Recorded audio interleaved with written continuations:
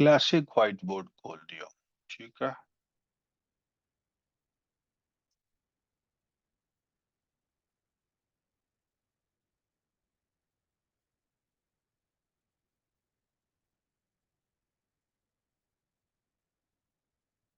बीच में log out कैसे हो रहा है सर? हम्म आप डायरेक्ट क्वेश्चन स्टार्ट कीजिए। तुम मुझे इंस्ट्रक्शन मत दो, पढ़ाने वाला तुमको इंस्ट्रक्शन देगा। पहले एंगल ऑफ एलिवेशन बताओ क्या होता है। एग्जाम्पल लेके समझा देता हूँ, रुकिए। नहीं नहीं, पढ़े हो इस चैप्टर को कभी? पढ़ा हूँ। तो एंगल ऑफ एलिवेशन बताओ। एग्जाम्पल एग्जाम्पल मत दो, मुझे तो समझा दो अगर क्या। एक बच्चा इधर बैठा है, हम्म ये एक बिल्डिंग है, बिल्डिंग और नीचे चला। नहीं, ऊपर है। अच्छा, बिल्डिंग ऊपर है। हाँ। ये हम्म बच्चे का विजन ऊपर जा रहा है, अभी जो हम्म ड्रॉ किया। हम्म ये एंगल, इसका angle hmm of elevation. Hmm top पर कोई टावर है, मान लो इस बिल्डिंग के टॉप पर कोई आदमी बैठा है और एक बच्चा नीचे है। इस बच्चे ने इस आदमी को देखा तो अपनी आंख को एक पर्टिकुलर एंगल से ऐसे एलिवेट करेगा। अब क्योंकि उसका लाइन सीधी लाइन में देखना चाहता है, लेकिन वो अपनी आंख को एक पर्टिकुलर डिग्री से एलिवेट करेगा, तब वो इस पॉइंट पर पहुंच पाएगा। क्योंकि लाइन ऑफ विजन तो उसका आंख यहाँ है तो स्ट्रेट देखना चाहेगा, लेकिन उसको यहाँ की चीज देखना है, तो वो इस चीज को ऐसे करेगा, ये लाइन ऑफ साइट होगा, तब जाके उसे ये चीज दिखाई पड़ेगा। ये जो एंगल बना, इसे आप कहेंगे एंगल ऑफ एलिवेशन। अब आप बताइए एंगल ऑफ डिप्रेशन किसे कहते हैं। एंगल ऑफ डेप्रेशन, ठीक है, नेक्स्ट पेज में जाइए प्लीज। वरना मैं इसी से बोल देता हूँ, अगर एक बच्चा इधर है, बिल्डिंग के टॉप पे बच्चा, ये रहा। हम्म हम्म ये डाउन पार्ट है और ये ग्राउंड है, हम्म तो ये हो जाएगा एंगल ऑफ डेप्रेशन। नहीं, वो गलत है। होगा क्या कि आदमी की आंख ऐसे सीधा देखना एक चाहेगी, यहाँ पर एक हॉरिजॉन्टल लाइन बच्चा। ड्रॉ करेंगे। अब रुको रुको, तुम बोल गए और जो सर बोलना एक मिनट, ये होगा। तुम जो बोल गए, अब तुम चुप हो जाओ ना, अब हम जो बता रहे हैं वो सुन लो। लेकिन अगर सही बोल रहा हूँ तो ठीक है ना? नहीं है सही ना, तुमने तो यहाँ एंगल ऑफ एलिवेशन डाल दिया। नहीं, अभी बोल रहा हूँ मैं इधर। अब बोल रहे हो ना, अब तो तब तक समझ लो बात। अब ये आंख को सीधा देखता, लेकिन उसको इस छोकरे को देखने के लिए अपनी आंख को एक एंगल से डिप्रेस करना पड़ेगा। तो अभी ये आपका ऑल्टरनेट के हिसाब से ये चलता है, ये ध्यान रखिएगा हमेशा। इसको बोलते हैं एंगल ऑफ डिप्रेशन। अब सवाल ये, दो चीजों का काम कहाँ होता है, कहाँ काम आएगा ये चीज। कहता है कि एक टावर है, सवाल लेकर दे रहा हूं। टावर की हाइट हमको दे रखा है 15 मीटर मान। ठीक और है, और एक जो जमीन पर एक बच्चा है, एंगल वो इस टावर पर को के टॉप को कितना है? 60 डिग्री पर देखना चाहता है, एलिवेशन पर। ठीक है, तो टावर दोनों। के टॉप को 60 डिग्री के एलिवेशन पर देख रहा है। तो आपको बताना है कि वो बच्चा कितने डिस्टेंस पर है टावर से। सर अगर आप इतना जगह लेंगे तो बनाएंगे कहाँ? रुको मैं बनाता हूँ, इधर बनाओ ना तुम। ठीक है, मैं बना रहा हूँ, मैं बनाता हूँ। Distance from the base of the tower and the child, to the child, यहाँ तक का डिस्टेंस मुझे चाहिए। ये 15 मीटर दिया गया है। हम्म ये ट्रायंगल को मैं लेबल कर देता हूँ, एक minute. A B is the tower, hmm C इधर है। थीटा डिग्री ये है जिसका डिग्री 60 डिग्री है। हम्म आपने बोला है बीसी फाइंड करो, हम्म ठीक है। तो हम्म हम बोल सकते हैं tan 60। 1060 ही क्यों लगाएंगे? सर साइन मैंने कभी साइन कॉस क्यों नहीं लगा लेंगे?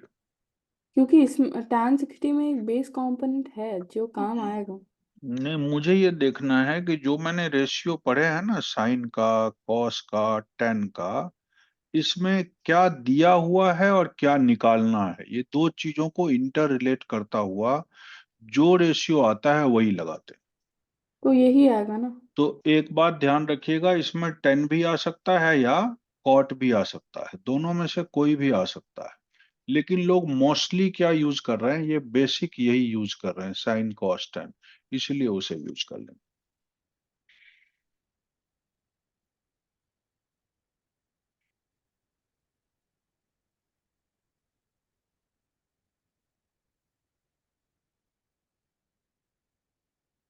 Upon cross multiplication, we will get BC equals 15 by root 3, hmm which will be nothing but, which is equal to 15 into root 3 by 3.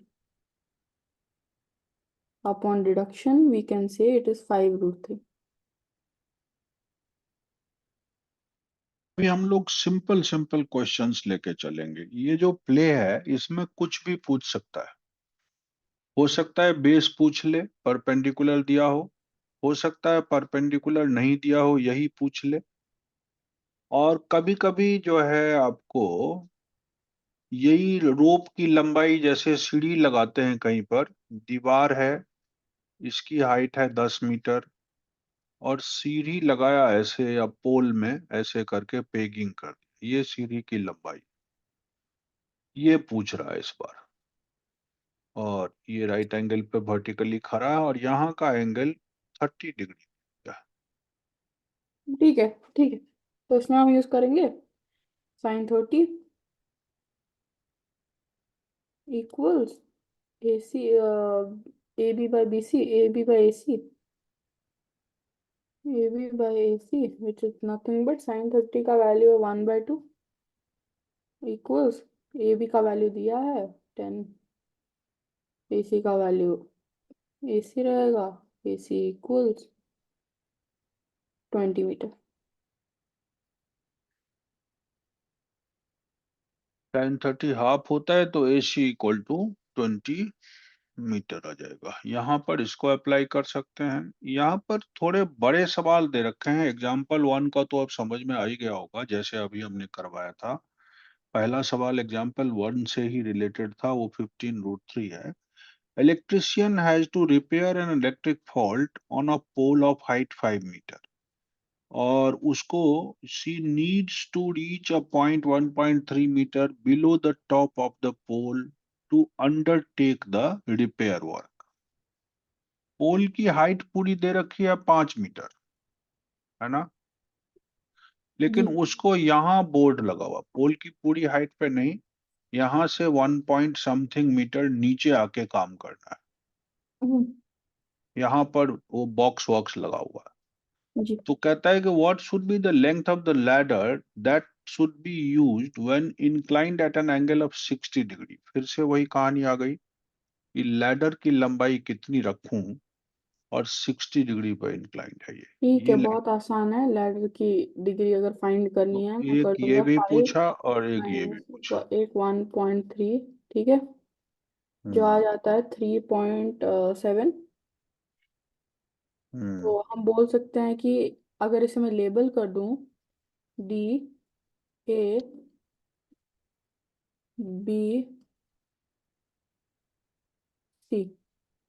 we can now tell that AB equals 3.7 degrees, 3.7 meter.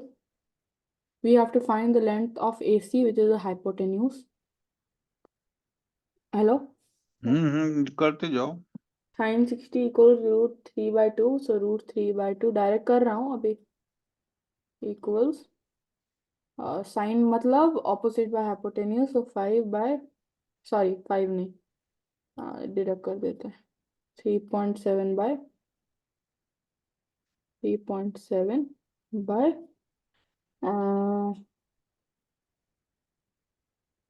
इसका length find करना है तो AC ही लिख देते हैं। AC।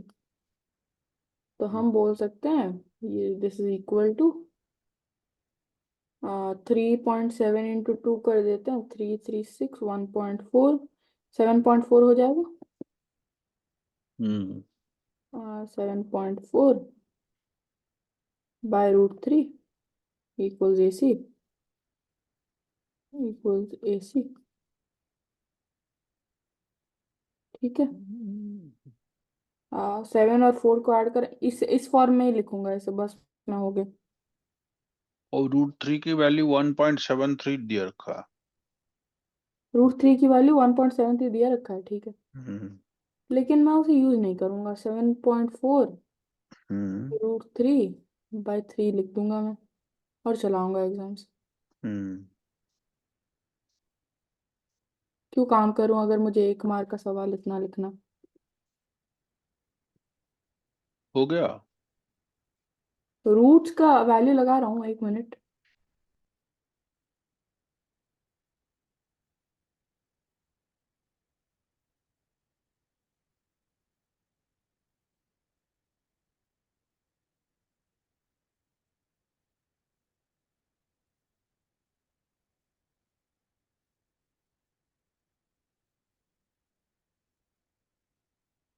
ये हो जाएगा। ये कभी नहीं होगा जब तक इसको डेसिमल में पूरा सॉल्व करके नहीं दो, बोर्ड में ये आंसर नहीं एक्सेप्ट होगा। जब वो पॉइंट में दे रहा है तो आंसर पॉइंट में लाइए।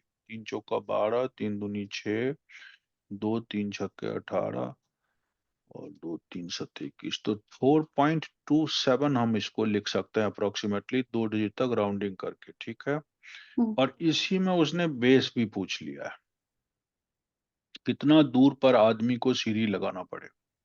तो सीढ़ी का बेस और ये जो है वॉल, ये पोल है, उसका डिस्टेंस क्या होगा।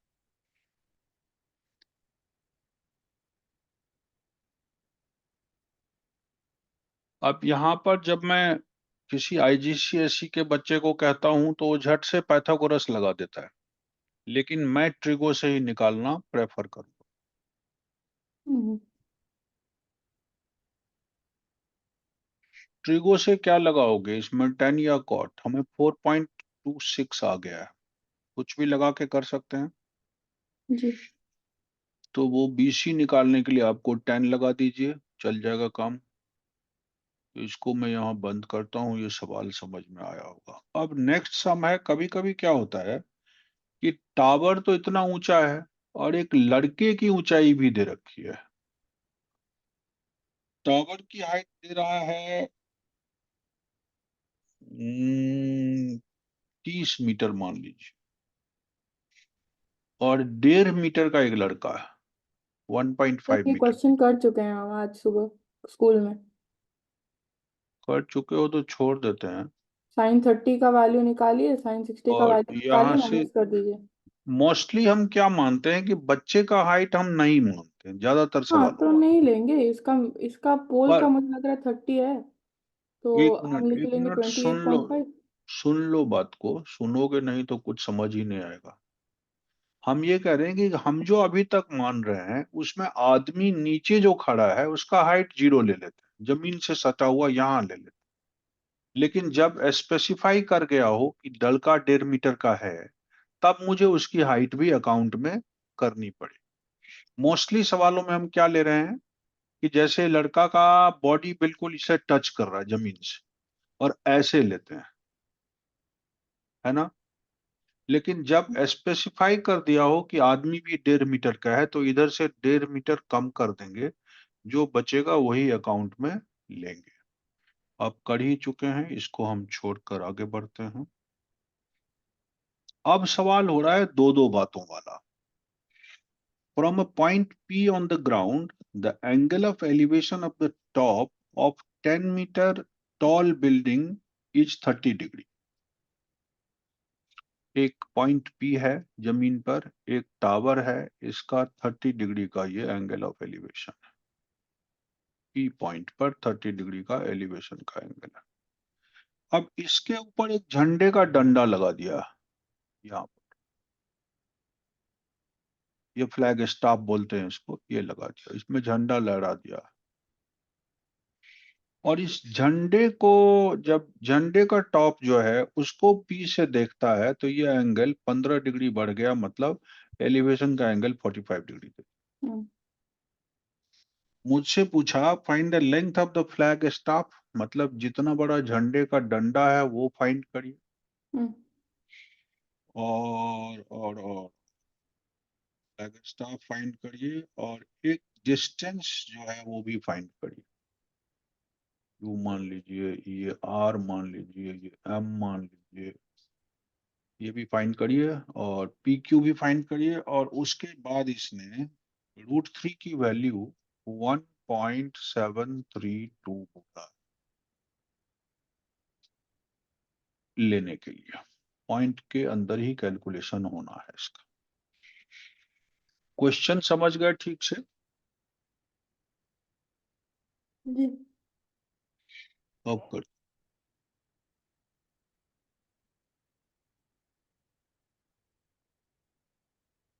ठीक है, कर देता हूँ। पहले हम फाइंड करेंगे इसका। सर इसमें और एक डेटा दिया होगा, हाइट या कुछ दिया होगा। एक चीज तो देना चाहिए, 10 मीटर है कोई चीज, रुकना जरा। कौन सा चीज 10 मीटर है? और top of a 10 metre high MQ 10 metre. M Q, only M Q? Hmm तो इसका क्या लूंगा? पॉसिबल नहीं है। पूरा MQ लेना 10 मीटर। पड़ेगा। पूरा उड़ा नहीं दिया है कुछ भी, बस इतना दिया है। ठीक है, इसको फाइंड करते हैं पहले। ध्यान रखिएगा, वो चीज फाइंड करिए जिससे कुछ फायदा हो, उससे किससे फाइंड फायदा करता नहीं है। हूँ? जिस ठीक। पर आपने मार्क किया है उसको निकालने से, हाइपोटेन्यूज निकालकर हमें कोई फायदा नहीं। कॉमन उसको जो कैसे दोनों फाइंड ट्रायंगल, करेंगे? वो चीज आपको बताता हूँ। देखिए, क्या कह रहा हूं कि अब से सवाल हो गया दो ट्रायंगल के रिलेशन का, है ना? Two triangles relation. जब टू ट्रायंगल का रिलेशनशिप होता है तो मार्क्स भी बढ़ जाता है। और ज्यादातर दो ट्रायंगल वाले रिलेशन वाले सवाल आए हैं ज्यादा नंबर वाले में, क्योंकि इसका वेटेज ज्यादा है। 5 नंबर में वेटेज होता है लास्ट में शायद, या 6 नंबर का, जो भी। तो टू ट्रायंगल रिलेशनशिप जब भी हो तो उसमें वो चीज फाइंड करने की कोशिश करिए जो दोनों में कॉमन है। तो बेस दोनों में कॉमन है, दोनों ट्रायंगल में। Hmm. Base is common to both the triangles. और सारा ट्रायंगल जो है उसमें बेस कॉमन दिख रहा है, तो इसका मतलब मेरे लिए PQ फाइंड करना ज्यादा इंपॉर्टेंट है, जो दोनों में काम आ जाएगा। तो इसमें आप सबसे पहले एक ट्रायंगल लेंगे। कौन सा लेंगे? MPQ ले लीजिए। ठीक। यहाँ बता दीजिए कि एंगल MPQ ये सब लिखना जरूरी है, और 30 डिग्री है। अब इसमें हम चाहेंगे बेस निकालना, और परपेंडिकुलर दे रखा है। तो 10 30 डिग्री इक्वल टू क्या लिखेंगे? MQ/PQ। और ये PQ जो निकलेगा वो दूसरे में काम लूंगा, हमारा काम बन जाएगा। 10 30 क्या होता है? 1/√3। MQ क्या है? 10 है। और ये PQ एज इट इज पड़ा रहेगा। तो PQ मेरा निकल गया कितना? 10√3। इसे इक्वेशन 1 मानिए। फिर लिखिएगा नाउ। अब जाएंगे उसमें जिसमें वो इन्वॉल्व है, RM involve. Now in triangle R, कोई ये ट्रायंगल नहीं लेंगे क्योंकि राइट ट्रायंगल से ही हमेशा काम बनता है, इसलिए आज जब भी लेंगे राइट ट्रायंगल लेंगे। RPQ लेंगे, और उसमें RPQ एंगल को कितना बोलेंगे? 45 डिग्री। ये दूसरा पार्ट चलेगा। अब इसमें भी हमारे पास बेस मालूम है, और पूरा मुझे परपेंडिकुलर चाहिए। इसमें भी 10 ही लगा देता हूं। 10 45 डिग्री क्या आएगा? इसका तो बेस वही है PQ, लेकिन ऑल्टीट्यूड इसका R से लेकर Q तक, है ना? हम्म। RQ से लेकर PQ तक मैं लिखूंगा, लेकिन इस RQ को मैं ब्रेक कर दूंगा किसमें? QM+H कर देता हूं। जो डिस्टेंस मुझे मालूम नहीं है उसे H कर देता हूं। बाई पी क्यू के लिए यही 10√3 लगा दूं? जी। क्लियर है? अब जब हम ये दोनों पार्ट कर लिए हैं तब जा करके हम 1045 को 1 लिखेंगे, यहाँ पर क्यू एम को 10 लिख सकते हैं, 10 प्लस एच लिख दूं ऊपर में, हम्म। बाई 10√3। इसे अगर क्रॉस करता हूं तो 10 प्लस एच इक्वल टू 10√3 आता है। जी।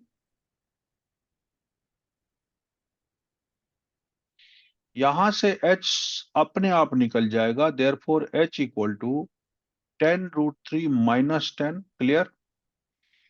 यहां हम्म। आप 10 कॉमन ले लीजिए, बचेगा √3 - 1। यहां आप 10 कॉमन ही रखिए, √3 की वैल्यू 1.732 रखिए और उसमें से 1 माइनस करिए, ये 1 1 गया कट आपका, तो 10 मल्टीप्लाइड बाय 0.732, क्या आंसर आ गया? 7.32 मीटर्स। फ्लैग स्टाफ की लंबाई कितनी आ गई? सो एच इक्वल टू क्या निकला? यहां पर लिख देंगे, so height of the flag staff is equal to 7.32 meters. कहीं कोई डाउट हो तो बताइए। ये क्वेश्चन बोर्ड में आने वाले हैं, ऐसे क्वेश्चंस आएंगे जिसमें दो दो ट्रायंगल इन्वॉल्व। ओके। और अगर आपने नोट नहीं किया हो तो तरीके से दोनों चीजें नोट करें, और जहां जैसे मैं लिखा हूं वही प्रेजेंटेशन का तरीका होना चाहिए। ट्रायंगल का चुनाव करना, उसमें वो एंगल लिखना, फिर ट्रिगो रेशियो लगाना जो इन्वॉल्व करता है उनको, इसमें से एक चीज इक्वेशन की तरह निकाल के रख लेना, फिर दूसरे ट्रायंगल में जाना, वहां भी एंगल एक्यूट वाला मेंशन करना, फिर ट्रिगो रेशियो लगाना और इन दोनों को इंटर रिलेट करके आंसर निकालना। समझ गए बात को? यस। नेक्स्ट क्वेश्चन हमारा ऐसे ही दो ट्रायंगल के इन्वॉल्वमेंट वाला है। अब सारे क्वेश्चंस दो ट्रायंगल के इन्वॉल्वमेंट वाला शुरू। क्वेश्चन को पढ़ेंगे, एग्जाम्पल 5 को। Shadow of a tower standing on a level ground is found to be 40 meter longer। ये टावर है, ओके। शैडो ग्राउंड पर ऐसे बना। अभी तो शैडो ऐसे बना, हम्म। जनरली ये बना, लेकिन ये कह रहा है शैडो 40 मीटर लंबा हो जाता है। लॉन्गर मतलब ये यहां से 40 मीटर बढ़ जाता है। अगर ये एंगल चेंज होके कितना हो जाता है? Found to be 40 meter longer when the sun's altitude changes from 30 than when it was 60। पास वाला एंगल बड़ा है, 60 था, अब ये 30 पे आ गया। ये सिंपल क्वेश्चन है। दो ट्रायंगल इन्वॉल्व है, ये टावर है हमारा, ये शैडो की पुरानी लंबाई है RM तक, और अब 40 और बढ़ गया है तो M से N तक ले जाओ। ये खेल बना। हम्म। अब हमको कुछ खास टावर की लंबाई संबाई इसमें कुछ नहीं दिया, हमें पूछता हाइट ऑफ द टावर ही बताओ, मतलब TR क्वेश्चन मार्क है। मैं ऐसा कर लेता हूं, TR को क्या मान लेता हूं? हाइट ऑफ द टावर को H मान लेता हूं। जो पुरानी शैडो की लंबाई थी वो RM था, अब शैडो 40 मीटर से बढ़ गया तो इसे भी X कर ही लेता हूं, वेरिएबल रहेगा, ठीक। And RM equal to X। अब ट्रायंगल कौन सा चुनाव करें? पहला वाला, ये TRM वाला। In triangle TRM, angle TMR कितने का है? 60 डिग्री का। देयरफॉर एक ट्रिगो रेशियो जो H और X दोनों को इन्वॉल्व करता है वो हमें 10 ही है। 1060 इक्वल टू H/X कर लेता हूं, ये होता है √3। H/X कर लेता हूं और इससे H इक्वल टू √3x करके रख लेते हैं। क्लियर है? हम्म। अब दूसरा ट्रायंगल, पूरा ही बड़ा ट्रायंगल यहां से यहां तक, in triangle TRN, angle T N R कितने डिग्री का है? 30 का। इसमें अगर मैं 10 30 लगाता हूं तो ये हमारा टी आर बाय x+40 आ सकता है। जी। सो टी आर एच किया हुआ है और ये x और ये यहां से यहां तक 40। 10 30 की वैल्यू 1/√3 होता है। h/x+40 करेंगे और फिर क्रॉस करने पर √3 टाइम्स h = x+40। हम कोशिश करेंगे कि सबको h के टर्म में लाएं क्योंकि हमें h फाइंड करना है। तो x को अगर h के टर्म में लाता हूं तो यहाँ क्या हो जाएगा? x h/√3। अच्छा, 1/3। तो यहाँ पर मैं h/√3 इसके लिए रख देता हूं और +40। क्लियर है क्यों किया ऐसा चेंज? समझ में आया? नहीं, बिकॉज मतलब फाइंड मुझे लग रहा है आप फाइंड इंटरचेंज करें। वो सब तो आगे ले गया हूँ, इसको अब यहाँ ले आया हूँ। 10 30 के लिए ये गया 1/√3 हम्म। और ये पार्ट है, इनको क्रॉस किया। जी जी। अब आप ये कहेंगे कि x को x ही क्यों नहीं रहने दिया, x के लिए h√3 लगा देते। लेकिन x के लिए नहीं है, हमको h फाइंड करना, असली में हमको ये पूछा है। तो जो फाइंड करना है उसी के टर्म में हमने लाने की कोशिश की है, इसीलिए दोनों तरफ अब h h आ गया। ठीक। अब h वाले को एक तरफ लाइए, √3h -h/√3 = 40 आया। हम्म। इसमें से h कॉमन लेंगे तो √3 -1/√3 = 40 आया। h के साथ ये एलसीएम √3 दे रहा है। ये √3 × √3 3 में से 1 गया, 2 आ गया, ये 40 आया। देयरफॉर h कितना निकल रहा है? 40√3/2, जिसे आप 20√3 कह सकते हैं। और 20 को 1.73 से मल्टीप्लाई कर दीजिए तो जो डिटेल में आंसर आएगा वो आएगा 17.3 into 2, 34.6 meters height of the tower हमारा निकल के आ जाए। जी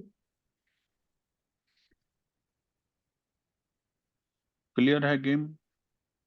जी। ये मैंने पॉइंट में कैलकुलेट किया है। आंसर्स चाहें तो इसमें पूछा नहीं है कि डेसिमल के पॉइंट में लाओ, तो रूट में भी लिख के छोड़ सकते थे, लेकिन पॉइंट में कर देना बेहतर है क्योंकि नंबर नहीं काटेगा, नहीं तो कई बार उसका मूड है, नंबर टीचर काट सकता है। जो भी दो ट्रायंगल के इन्वॉल्वमेंट है उनको बारीकी से देखिए, कहां से किसको इंटर रिलेट करता हूं। हम्म। क्वेश्चन अब डिप्रेशन का शुरू हुआ। यहां तक सारे एलिवेशंस के थे, सारे कॉन्सेप्ट क्लियर हो गए होंगे। The angles of depression of the top and bottom of 8 meter tall building from angle of top repression of and depression both. No, depression of top and bottom of a multi storey building are 30 and 45 degree. अब देखिए यहां पर 8 metre का क्या है?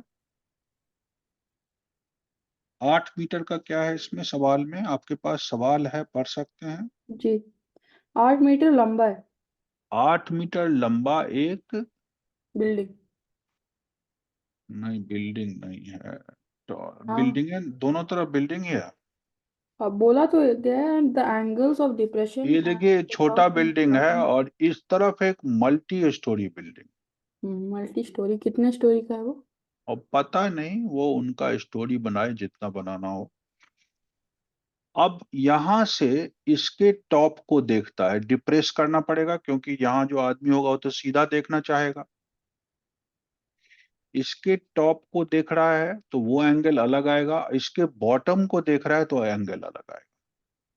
तो ये मैं बना रहा हूं, टॉप का डिप्रेशन का एंगल यहां से नीचे डाउन, ये आया डिप्रेशन एक होके, और एक यहां से डिप्रेस होके आया। ये खेल है। जो ऊंचाई पर बैठा हुआ आदमी है वो एक बार डिप्रेस किया यहां तक आया, दूसरी बार डिप्रेस किया यहां तक आया। जब दूसरी बार डिप्रेस किया तो बॉटम को टच कर लिया और ये आ गया नीचे, और ये मल्टी स्टोरी बिल्डिंग है। ये दो डिप्रेशन हो गए। 8 मीटर का ये छोटा वाला बिल्डिंग है, और मल्टी स्टोरी निश्चित रूप से उससे ऊंचा होगा। में सारी डिटेल्स लिखनी पड़ेगी कि किसको हमने मल्टी स्टोरी बिल्डिंग माना है। और जो वह है 30, टॉप का 30 आ रहा है ये, और ये जो बॉटम वाला छू रहा है वो है 40। क्लियर है? हम्म।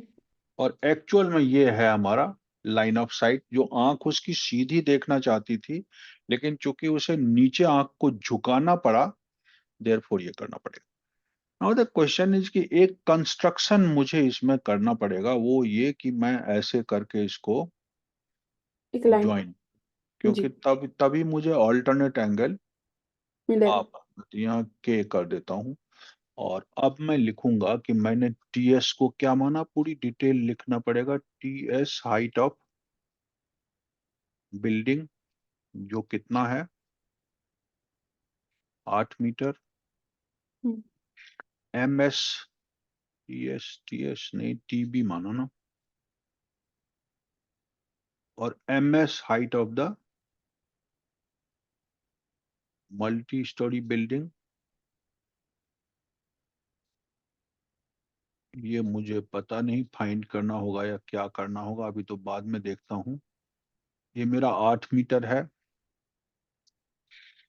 एंगल ऑफ डिप्रेशन जो है इसको कर दें ए, तो A M T, angle A M T कितना है, 30 डिग्री। हम्म। और एंगल ए एम बी जो बॉटम का है वो 45। एक ज्वाइनिंग जो हमने किया वो भी लिख देते हैं कंस्ट्रक्शन के लिए। तो ज्वाइन कर लिया हमने टीके को। श्री कृष्णा। इसमें अल्टरनेट का अगर कॉन्सेप्ट लिया जाए तो ए एम टी 30 यहां पहुंच जाएगा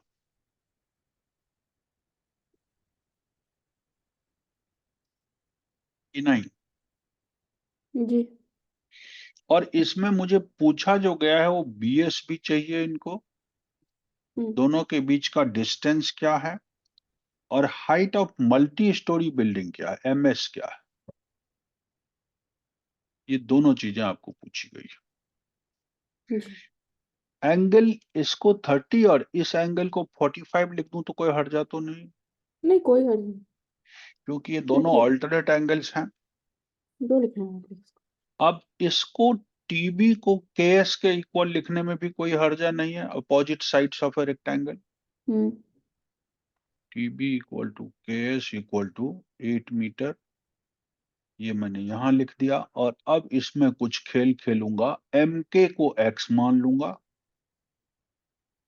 और बी एस, सॉरी, एम के को एच मान लूंगा, हाइट वाला पार्ट है। हम्म। और जो बी एस है उसको एक्स मान लूंगा। एच ये और सब एक्स। लेट कर लिया। बेस में हाइट को एच करने की कोशिश करें, क्योंकि खेल ही हाइट्स एंड डिस्टेंसेस कहलाता है। अब चलें उस ट्रायंगल में जहां हम कुछ काम कर सकते हैं, और जहां कुछ भी नहीं कर सकते हैं तब भी जाएंगे। दो ट्रायंगल को रिलेट करना है। पहला ट्रायंगल एम टी के है। इन ट्रायंगल एम टी के कैसे चुनाव करते हैं कि कौन सा ट्रायंगल लेना है, जिसमें ये साइड्स इन्वॉल्व हैं। टीके और बीएस दोनों सेम है, ध्यान रखिएगा। जिसमें दोनों चीजें कॉमन आ गई है उसको ले रहा हूं। उस बेस वाला ट्रायंगल ये है। टीके और बीएस दोनों सेम होगा, तो इसलिए एम टी के में जा रहा हूं। और कहूंगा क्या कि एंगल एम टी के कितने का है, 30 डिग्री का है। हम हम्म। लगा देते हैं जहां भी परपेंडिकुलर बेस का प्ले आए 1030 लगा दीजिए। 1030 इक्वल टू एम के लिख रहा हूं, एम के को मैंने एच माना है। और टी के लिख रहा हूं जिसको मैंने एक्स माना है। तो मैं इसे एच बाई एक्स कर, और 1/√3 को h/x लिखकर एक रिलेशनशिप हम निकालकर यहां रख लेंगे, x = h√3 चलेगा। क्रॉस कर, ये पहला सॉल्यूशन निकाल कर रखेंगे। फिर जाएंगे एक ऐसे ही राइट ट्रायंगल में जहां MBS है। कोई भी राइट ट्रायंगल के सिवा कोई प्ले नहीं करेंगे। In triangle MBS, angle MBS हमारा 45 का बन रहा है। अब फिर से इसमें भी tan 45 लगाएंगे, तो ये किस किस को इन्वॉल्व करेगा? MS को और BS को। क्लियर है कि नहीं?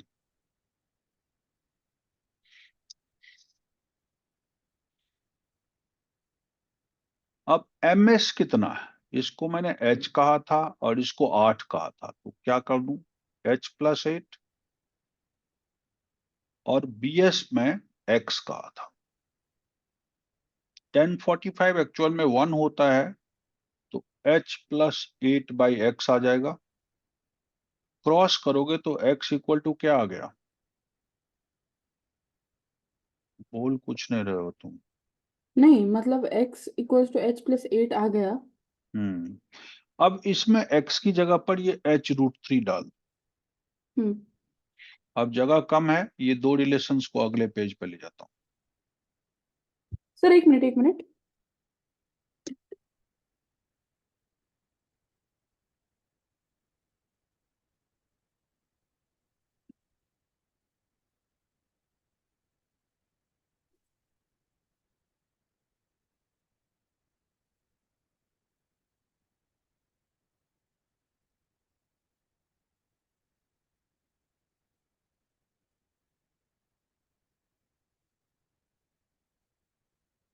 दोनों में x x आ गया है, दोनों को इक्वेट कर दो तो h =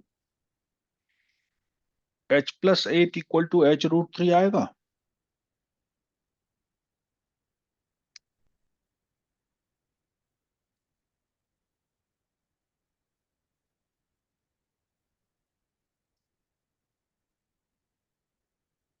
हो गया सर नेक्स्ट।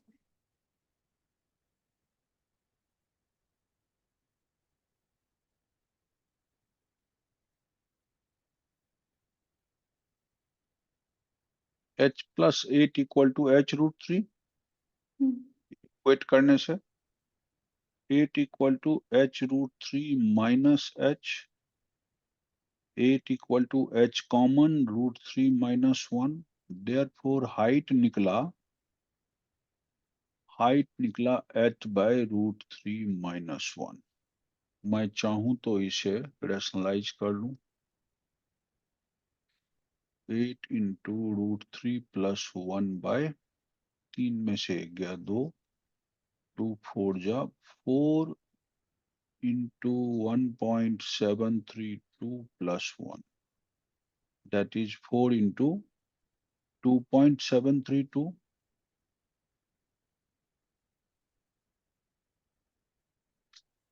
तो ये हम्म। 4 दूनी 8, 4 दिया 12, 4 दूनी तो 10.92 को 93 लिख सकते हैं। 10.93 मीटर क्या आया? ये देखिएगा सिर्फ h आया, लेकिन हमें तो पूरी चीज चाहिए, H+8 चाहिए। सो जो MS है वो निकलेगा, और 10 8 में जोड़ा जाएगा, वो कितना आया? 10.9। 10 8 में जोड़ा जाएगा 10.93 मीटर। तो MS = 10.93 plus sir can we take it as 11? 18.9 meters लिख सकते हो। हाँ, एक डिजिट तक कहे तब, मतलब 2 डिजिट तक कहा हो तो 93 लेना। ये हमने निकाल दिया height of the multi storey building. Height of the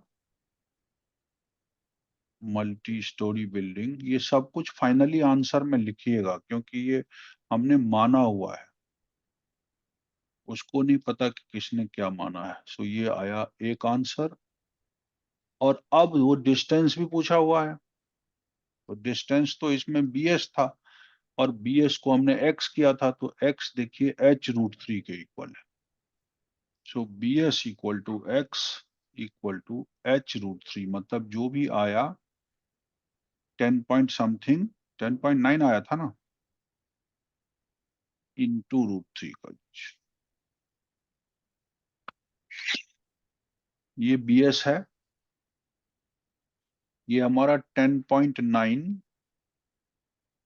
into √3। B S equal to 10.9 into 1 इन दोनों को मल्टीप्लाई करिए तो आपका आ जाएगा distance of both the buildings. Ground level पर जो दोनों की दूरी है, और ये अगर मल्टीप्लाई करें तो बेहतर होगा, 109 को आप 173 से ही कर दीजिए।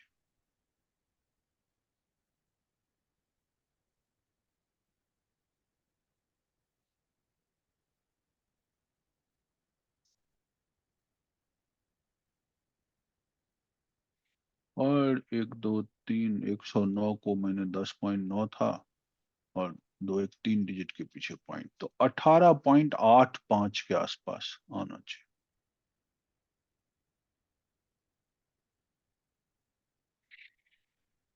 ये दो आंसर्स चेक कर लेते हैं इसमें, क्योंकि आंसर्स तो इसमें दे ही रखा होगा।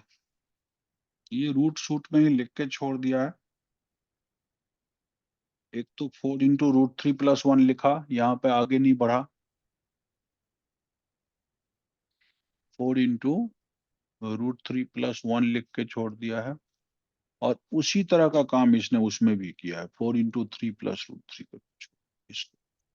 लेकिन मैं ऐसा कभी नहीं चाहूंगा, जब भी करें डेसिमल में सॉल्व करके लिखें, बिकॉज उनको मौका मिल जाता है नंबर काटने का। Question 7,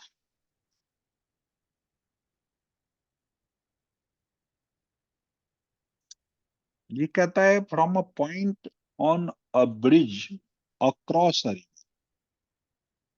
the angles of depression of the banks on opposite side of river are 30 degree and 45 degree respectively। एक पुल बना हुआ है, और दोनों तरफ रिवर के दोनों पार्ट बने, बीच में कहीं पुल है, और यहाँ पर हम लोग एक तरफ इधर देखते हैं, ये तो है मेन चीज पुल का, ये ऊपर से पुल जा रहा है। नदी का एक किनारा एक डिप्रेशन के एंगल पर है, और दूसरा किनारा दूसरे डिप्रेशन पर है।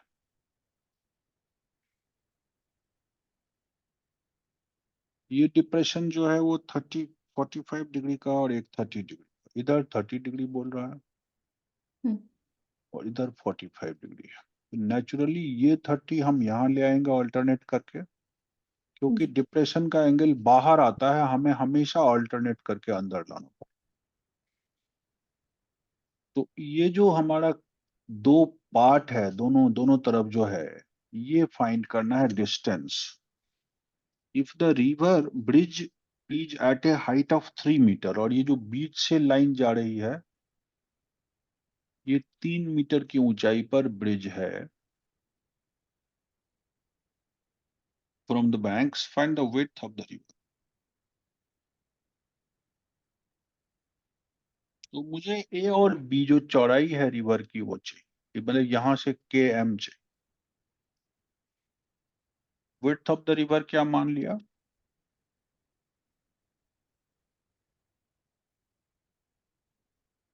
पुल ऊपर बना हुआ है, हाइट जो है इस लेवल से ऊपर जो है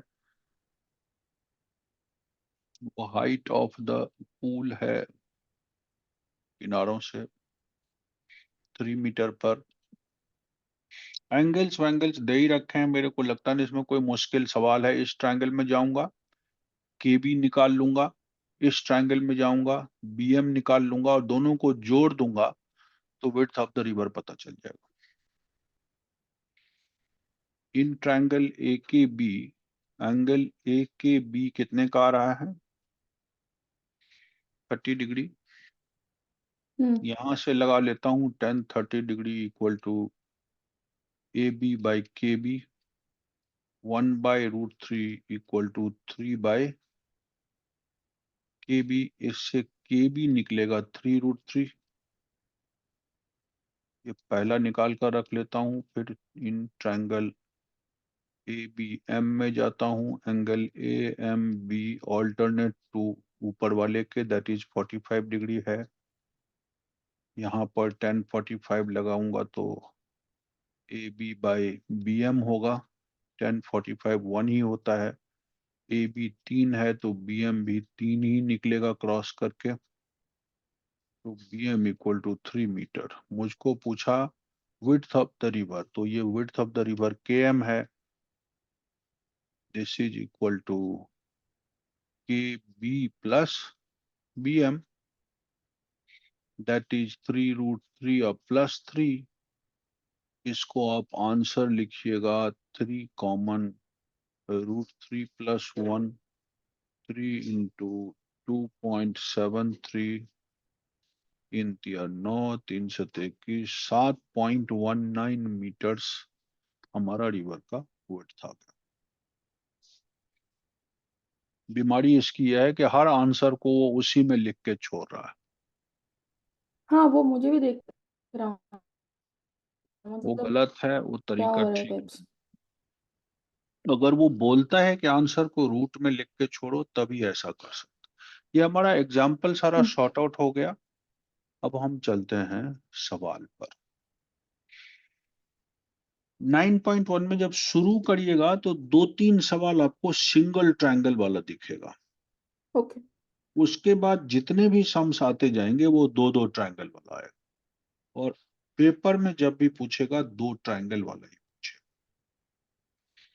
तो इसको मैं लास्ट से शुरू कर लूं, 16 से। तो फर्स्ट से ही चलते प्लीज। हम्म। फर्स्ट से ही करेंगे प्लीज। कल से करेंगे। फर्स्ट से। अच्छा, फर्स्ट से ही करोगे। लास्ट में थोड़ा मुश्किल ज्यादा होता है तो अच्छा रहता है। सर्कस आर्टिस्ट क्लाइंब कर रहा है। आपने कभी राजस्थानी को सर्कस करते हुए देखा होगा।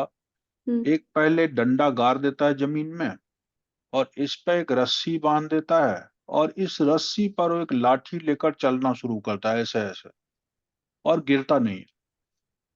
ये ऐसा ही कुछ कर रहा है। ये रोप है जो बांध दिया उसने जमीन में, और ये पोल गाड़ दिया जमीन के अंदर। इसको कहा ए, इसको कहा बी, इसको कहा सी। 90 का एंगल पे पोल गाड़ दिया है। Circus artist climbing 20 metre long rope. Rope की लंबाई 20 मीटर है, ये एसी की लंबाई है। which is tightly stretched and held from the top of the vertical pole। ऊपर से नीचे कहीं टाइटली उसको स्ट्रेच करके डाला हुआ है। हाइट ऑफ द पोल चाहिए, और एंगल मुझको 30 डिग्री है। हाइट ऑफ द पोल मतलब ए बी हमें फाइंड करना। बहुत आसान सा सवाल है। ट्रायंगल ले लेते हैं ए बी सी। अब हम ये देखना चाहेंगे कि परपेंडिकुलर और हाइपोटेन्यूज का प्ले है, तो यहाँ साइन ही लगना चाहिए। साइन 30 डिग्री लगाऊंगा। मुझे परपेंडिकुलर फाइंड करना है, हाइपोटेन्यूज मुझे दे रखा है। 1/2 लिखूंगा, यहाँ ए बी को ए बी लिखूंगा, यहाँ 20 लिखूंगा। लेंथ ऑफ द रोप हमको दे रखा 20 मीटर। बस खेल खत्म हो गया। 10 मीटर आंसर लिख दीजिए। A B equal to 10 meter. So height of the pole 10 meters. कोई दिक्कत नहीं। हम्म। सवाल बहुत बढ़िया कि एक पेड़ टूट जाता आंधी से, and broken parts bends so that the top of the tree touches the ground making an angle 30 degree. एक पेड़ था, ऊंचा होगा कितना भी, ये टूटा हुआ पार्ट टूट कर जमीन से मिल जाता है, और वो जमीन से आके कितने डिग्री का एंगल बनाता है?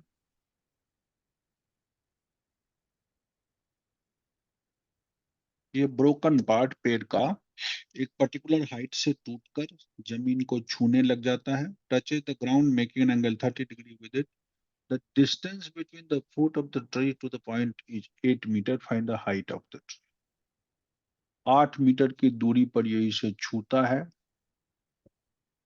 तो जो पेड़ की हाइट थी वो कितनी थी? ओरिजिनल हाइट तो पेड़ की ये थी, हम्म। पी से ब्रेक हो गया, तो जो पार्ट टूटा है वही तो जमीन में आके मिला है कि नहीं? जी। Hmm. Original height of the tree कितनी थी? A B. ढूंढनी है वो। It breaks at point P,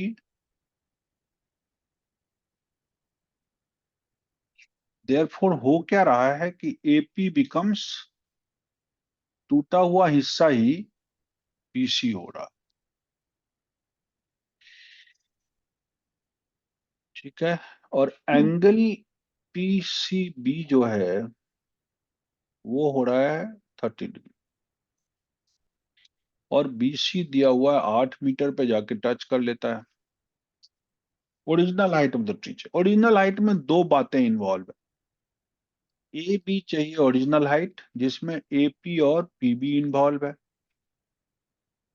PB तो हमारे ट्रायंगल का ही पार्ट है, वो निकल ही जाएगा, लेकिन एपी क्या है? पीसी के इक्वल है, इसे भी ट्रायंगल का ही पार्ट बना लिया। मतलब इस ट्रायंगल में दो चीजें हमें निकालनी है, पीसी भी निकालना पड़ेगा, पीबी भी निकालना पड़ेगा। समझ रहे हैं कुछ? जी, थोड़ा थोड़ा समझ आ रहा है और अच्छे से थोड़ा समझ रहे हैं जी। अच्छे से और समझाऊं? नहीं, हो समझ आ गया। पीबीसी में क्या क्या निकालना है? जो ब्रोकन पार्ट है बचा हुआ वो तो चाहिए ही, और जो ये ऊपर से टूट के गिरा वो भी चाहिए। ये हाइपोटेन्यूज का काम कर रहा है और ये परपेंडिकुलर का। पहले मैं साइन लगा लेता हूँ, कॉस ही लगा लेता हूँ, बेस्ट रहेगा। Cos 30 degree equal to base by hypotenuse, है ना, बीसी बाय पीसी। इससे ब्रोकन पार्ट पहले निकल आएगा। √3/2 इक्वल टू, मैंने बीसी लिखा 8, पीसी मुझे मालूम नहीं, सो पीसी जो पार्ट है वो निकल आया 16/√3।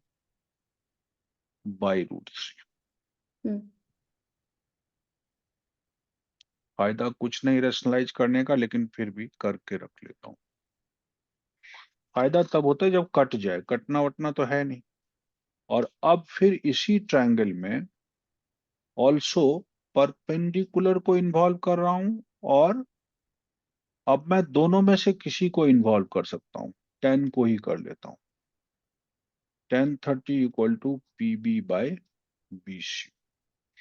tan 30 होता है 1/√3, दैट इज PB मालूम करना है, और ये 8, तो 8/√3 ये निकल आया। तो बहुत बढ़िया है कि हमारा पीबी निकला 8/√3, और ये रेशनलाइजेशन बेकार किया हमने तब तो। मुझे चाहिए ये दोनों को जोड़ना, तो यहां जोड़ लेता हूं।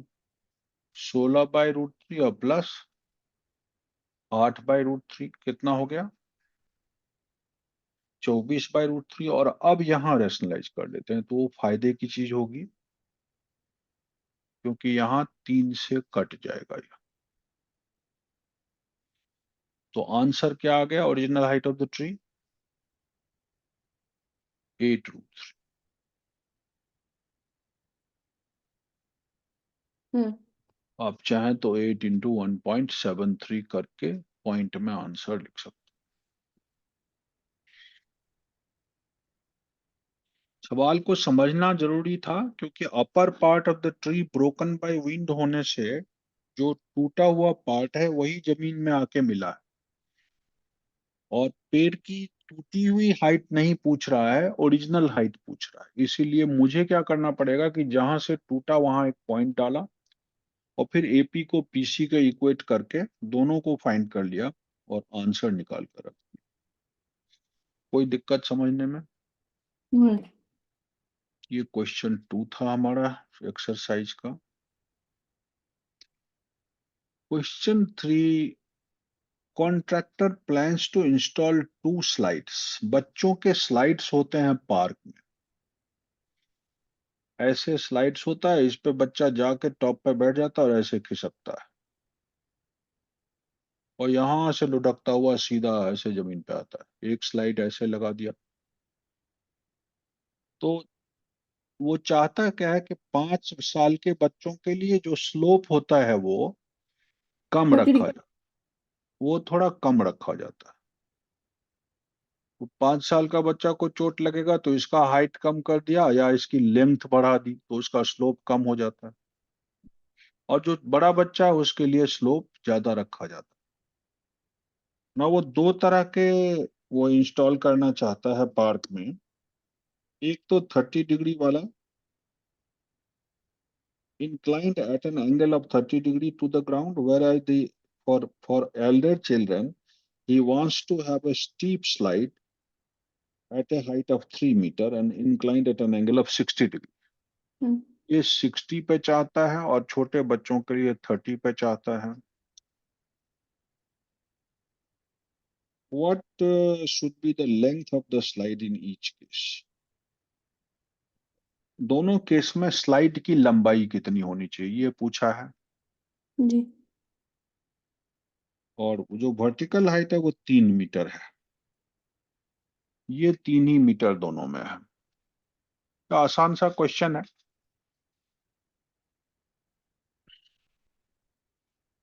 इसमें परपेंडिकुलर हाइपोटेन्यूज का रिलेशन है sine 60 equal to A B by A C करिएगा, √3/2 इक्वल टू 3/AC करिएगा। तो AC इक्वल टू, इस बार जो स्लाइड रखना पड़ेगा 6/√3, मतलब 2√3 मीटर का। यहाँ पे स्लाइड जो इसकी लेंथ 2√3 रखनी पड़ेगी, और यहाँ पे साइन 30 लेता हूं तो 3 मीटर बाय PQR हम्म। कर देता हूँ, QR PR करता हूँ। साइन 30 1/2 आया, 3/PR। यहाँ पर जो है स्लाइड थोड़ा लंबा रखना पड़ेगा, ये लंबाई 6 मीटर रखेगा तो काम बनेगा, बच्चे को थोड़ा चोट वोट ना लगे, इसीलिए स्लोप को थोड़ा लंबा रखना पड़ गया। और ये देखिए 2 × 1.73, 3.46 ही रखना पड़ा। बड़े बच्चे के लिए कोई दिक्कत नहीं है, वो तो झट से अपना चोट वोट लगेगा तभी उठ के बैठ जाएगा। ओ, छोटे बच्चे के लिए दिक्कत है, तो उसके स्लाइड की लंबाई बढ़ाई गई। और जहां इसका एंगल बढ़ा दिया, उसकी लेंथ बढ़ा दी। हम्म ठीक है। बस इतना क्लास में करिए। अब इसके बाद जो भी हो 5 7 सवाल आप अपने आप करने की कोशिश करें। हमने दोनों एंगल वाले कर दिए, और दोनों ट्रायंगल वाले और सिंगल ट्रायंगल वाले भी किए, तो जितना हो सकेगा करके रखिए। नेक्स्ट टाइम मिलते हैं। Thank you.